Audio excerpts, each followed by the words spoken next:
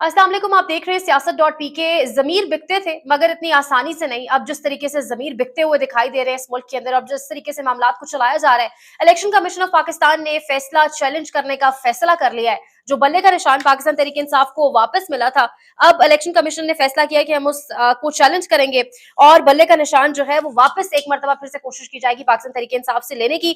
तो ये जो सब कुछ, ये जो कार्रवाइयां इस वक्त मुल्क में डाली जा रही है, ये इलेक्शन कमीशन ऑफ पाकिस्तान की जेर सरपरस्ती डाली जा रही है। ये जो कार्रवाइयां डाली जा रही है इस टाइम मुल्क में, ये तमाम तर कार्रवाइयां निगरान हुकूमत की जेर सरपरस्ती डाली जा रही है और लग नहीं रहा बजाहिर कि ये इलेक्शन साफ शफाफ होने जा रहे हैं। इलेक्शन के ऊपर साफ शफाफ होना तो एक बहुत छोटी सी बात है। इलेक्शन इस कदर मशकूक है, इस कदर मशकूक है कि पाकिस्तान के सीनियर सहाफी हामिद मीर साहब कहते हैं कि 8 फरवरी को इंतखाबात वगैरह कुछ नहीं, बस एक फ्रॉड होने जा रहा है। मैंने बतौर सहाफी 1988 से यानी कि 1988 से इलेक्शंस कवर करना शुरू किए, बहुत कुछ देखा, लेकिन अब जो सूरत हाल है वो कभी नहीं देखी। इसलिए जो कुछ हो रहा है, मैं बतौर अखबार नवीस इससे इलेक्शन समझता ही नहीं हूँ।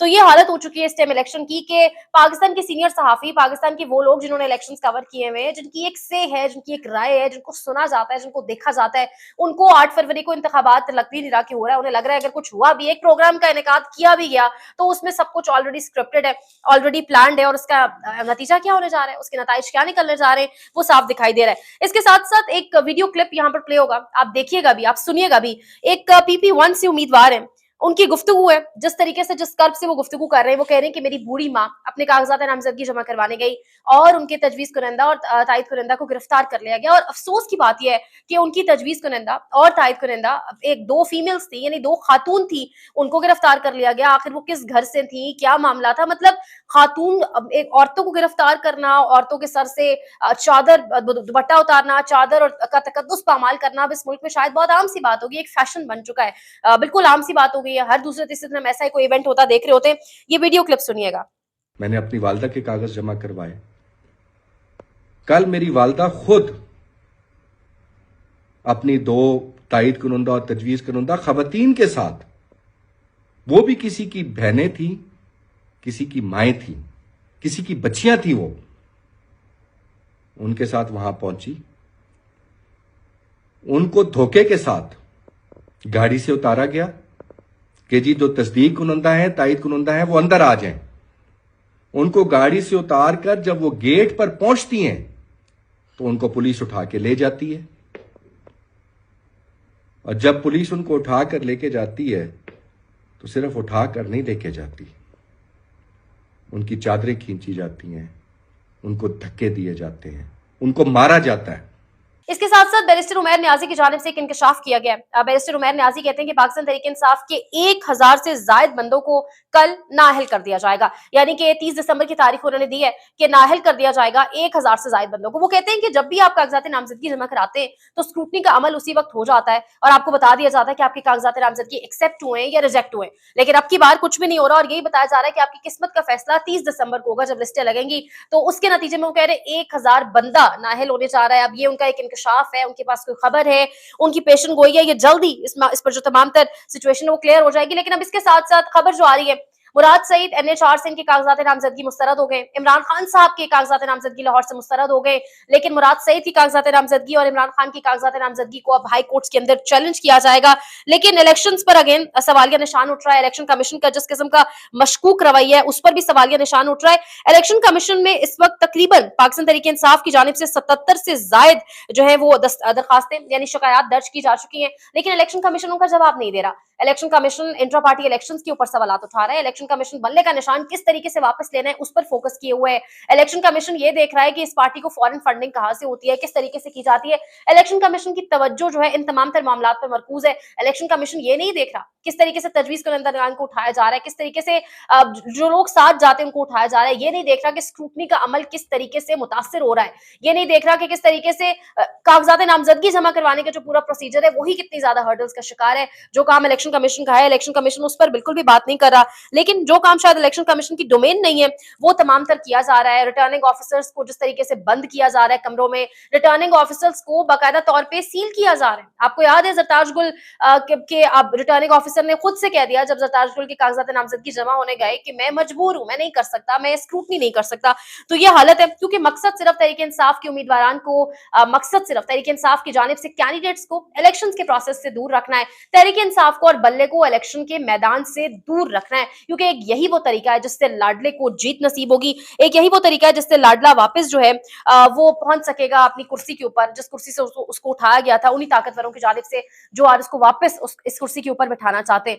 अच्छा, लोग बिकते थे, हमने सुना था, मगर इतनी आसानी से लोग बिकने लग जाएंगे ये पहली बार शायद देखने में आ रहा है, क्योंकि पाकिस्तान के अंदर जिस तरीके से फलाही इदारे को, जिस तरीके से एक गैर सियासी इवेंट को मलाइन करने की कोशिश की गई, जिस तरीके से एक फलाही इदारे को जो है उसको टारगेट करने की कोशिश की गई पाकिस्तान के अंदर, ये बड़ा प्राउड फील करने की बात है कि कैंसर का इलाज जो बहुत महंगा तरीन इलाज है वो एक ऐसा इदारा मौजूद है जहां पर गरीब लोग अपना जाकर कैंसर का मुफ्त इलाज, एक स्टैंडर्ड का इलाज करा सकते हैं। लेकिन पाकिस्तान में जिस तरह से सब कुछ किया जा रहा है, जिस तरह से चीजों को मैनेज किया जा रहा है, इस्लामाबाद में शौकत खानम अस्पताल कराची की फंड रेजिंग इवेंट था जिसको टारगेट किया गया, जिसको रोकने की कोशिश की गई, जिसको बाकायदा रोका भी गया, और अब मकामी होटल में वो जो एक होना था पूरे का पूरा इवेंट उसको कैंसिल कर दिया गया, उसका एनओसी जारी नहीं किया गया। अब उस इवेंट के बाद जो अच्छी पॉजिटिव चीज है वो ये कि पाकिस्तान में शायद अभी भी समझदार लोग, पढ़े लिखे लोग मौजूद हैं।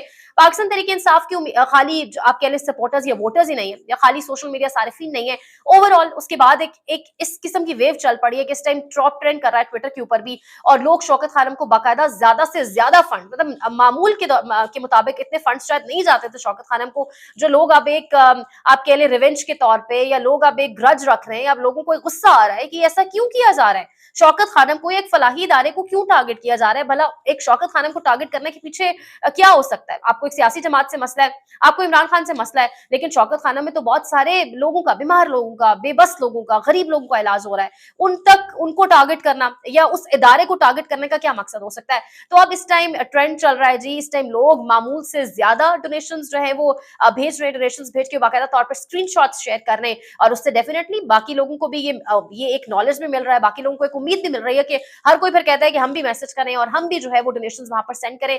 तो क्या मिला? जिन लोगों ने इवेंट कैंसिल किया उनको क्या मिला? बल्कि मजीद एक्सपोज हो गए। तो ये तमाम तर जो फैसला साज और मनसूबा साज है इस मुल्क के, इसके साथ साथ जो जर खरीद टीवी चैनल्स हैं, जो जर खरीद आपके एंकर पर्सन हैं, जो जर खरीद इलेक्ट्रॉनिक मीडिया है, जिस तरह से इलेक्ट्रॉनिक मीडिया भी इसके ऊपर आवाज उठाने के बजाय इस कैंपेन के साथ चल पड़ता है, इलेक्ट्रॉनिक मीडिया को बस एक गो हेड चाहिए होता है, वो कैंपेन के साथ चल पड़ता है, वो भी शौकत खानम के ऊपर सवालात उठा रहा है, जबकि इलेक्ट्रॉनिक मीडिया जानता है कि Shaukat Khanum is one of those few hospitals या आप कह लें इदारा इन पाकिस्तान जो एक बहुत अच्छे तरीके से काम कर रहा है, और खास तौर पर कैंसर जैसे मूजी मर्ज का एक लाइलाज मर्ज का इलाज जो है वो कर रहा है।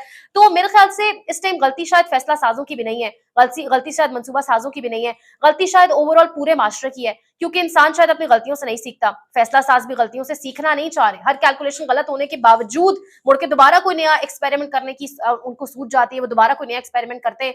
तारीख हमें बहुत से असबाक सिखा चुकी है, तारीख में बहुत कुछ हो चुका है जिससे हम सबक सीख भी चुके हैं। 1970 भी हमारे सामने, 1971 भी हमारे सामने, बलूचिस्तान में आज जो हालात है वो भी हमारे सामने। अगर हम अब सबक नहीं सीखना चाहते, अब भी आंखें नहीं खोलना चाहते और इसी लड़ाई में पड़े रहना चाहते हैं, तो अब ये मंसूबा साजों पर डिपेंड करता है। देखते रहिए सियासत.pk।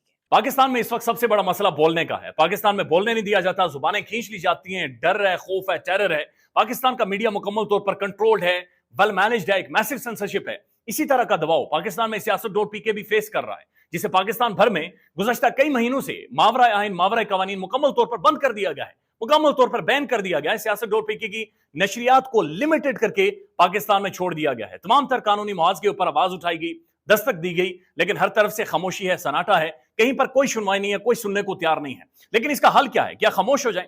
क्या सवाल ना करें? क्या मालूमात आप तक ना पहुंचाएं? क्या इंफॉर्मेशन आप तक ना पहुंचाएं? मालूमात भी पहुंचेगी, इंफॉर्मेशन भी पहुंचेगी, सवालात भी उठेंगे, लेकिन अब आपने रोल प्ले करना है, आपने अपना किरदार अदा करना है। और छोटा सा एक प्रोसीजर है, प्रोसेस है, उसके बाद आप अपना किरदार अदा करें और हमारी मदद करें। पहले आपने यह करना है कि हमारे YouTube चैनल को सब्सक्राइब करना है, उसके बाद ज्वाइन के बटन के ऊपर जाना है, क्लिक करके हमारा मेंबर बनना है। या फिर दूसरा ऑप्शन यह है कि आपने वीडियो की डिस्क्रिप्शन में जाना है, वहां पर पैट्रियन का लिंक मौजूद होगा, उस लिंक के ऊपर क्लिक करें और हमें सपोर्ट करें, हमारा हिस्सा बने, हमारी ताकत बने।